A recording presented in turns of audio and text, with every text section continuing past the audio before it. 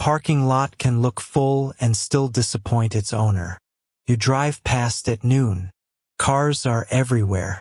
The lot feels busy. But a full-looking 10-minute window is not the same thing as paid occupancy across every hour you are charging. It does not tell you how many drivers paid, how much they paid, what the empty hours look like, or what it costs to keep the lot legal, safe, clean, and available. Parking is not really a business of painted lines. It is a business of paid utilization at one specific location. Today, we are building a simple illustrative occupancy model to show why a busy-looking lot can still miss the margin target. A parking lot sells a legal, convenient place to leave a car near something people value. That might be an office, hospital, stadium, airport, restaurant district, school, apartment building, transit station, or downtown block. The customer is not buying asphalt. They are buying time saved, access, and reduced uncertainty. That is why location drives the business. A perfectly paved lot far from demand has very little to sell.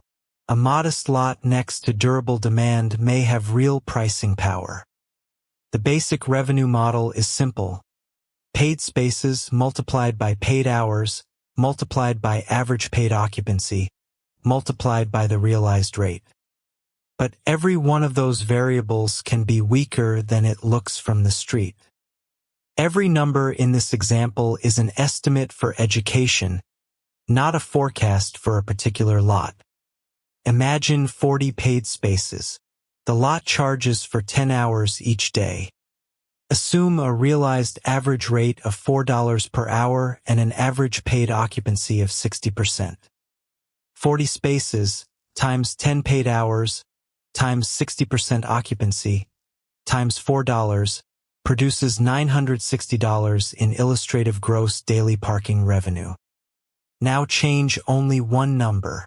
If average paid occupancy rises from 60% to 80%, the same model produces $1,280 per day. That is a $320 daily difference created by one input. It is not a promise. It is a reminder that paid occupancy, not a visual impression of activity, is doing the work. A lot may be completely full for one lunch rush, one event arrival, or one weekday morning. Then it may be half empty for much of the paid day. The more useful question is, what percentage of the available paid space is occupied and paid for over the collection window? That requires data, entry and exit timing, payment conversion, permit usage, monthly versus transient demand, event peaks, weather, nearby construction, and nearby supply all matter. The street view gives you a hypothesis. The operating data tells you whether the hypothesis earns money. The posted rate is not always the realized rate. Monthly permits, validation agreements, early bird discounts, event pricing, lost ticket rules, commissions, payment processing, and unpaid exits can all change the actual revenue per occupied space. Raising the posted price can improve revenue. It can also reduce paid utilization if alternatives are close and customers are price sensitive. Lowering price can fill more spaces. It can also create traffic and management work without enough contribution.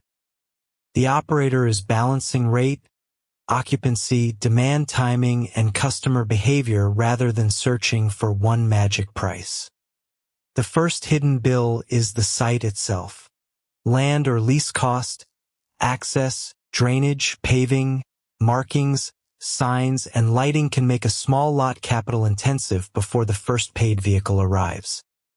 The second is collection and enforcement. Payment equipment, software, card fees, customer disputes, citations, permits, and collection leakage all shape realized revenue. The third is maintenance and safety.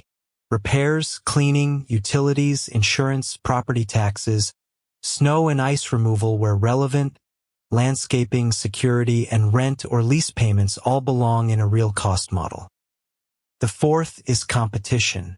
A new garage, free employer parking, a policy change, transit improvement, or a neighboring lot changing price can move demand quickly. Strong parking operators do not manage by windshield survey. They measure paid occupancy by hour, realized revenue per occupied space, payment conversion, permit renewal, peak overflow, enforcement leakage, customer disputes, maintenance events, and competitor pricing. They identify the real demand generator.